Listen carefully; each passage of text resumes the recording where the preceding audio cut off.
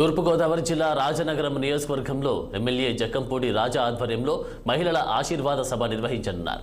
ఈ సందర్భంగా నియోజకవర్గంలోని ప్రతి ఇంటికి గోదావరి మంచినీటి పథకానికి శంకుస్థాపన చేశారు.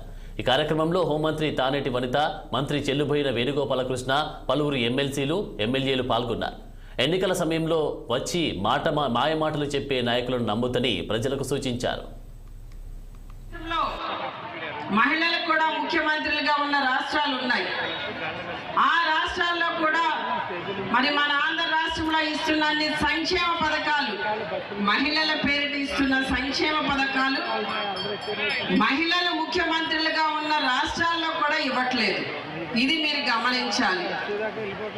ఈ రోజున మనమందరం కూడా ఇంత ధైర్యంగా, ఇంత చక్కగా, సంతోషంగా జీవిస్తున్నాము అంటే జగనన్న ఇస్తున్న సపోర్ట్. మరి ఈ సపోర్ట్ మన కుటుంబాలలో ఉన్న మన బిడ్డలకి, వారికి మంచి భవిష్యత్తుని ఇవ్వడానికి మనం ద్రోహదం చేయాలే తప్ప మరి ఎన్నికల సమయంలో వస్తున్న వారికి, వారు పెట్టే ప్రలోభాలకి మనం ఎక్కడా లొంగకుండా జగనన్న వెంట మీరు ఉండాలని, మరి 2019లో ఏ విధంగా జగనన్నకి మీ చల్లని ఆశీస్సులు ఇచ్చి ఆశీర్వదించారో అలాగే రాబోయే రోజుల్లో కూడా మరి జగనన్నకి ఈ రాజానగరం నియోజకవర్గాల నుండి రాజాని ఆశీర్వదించి పంపి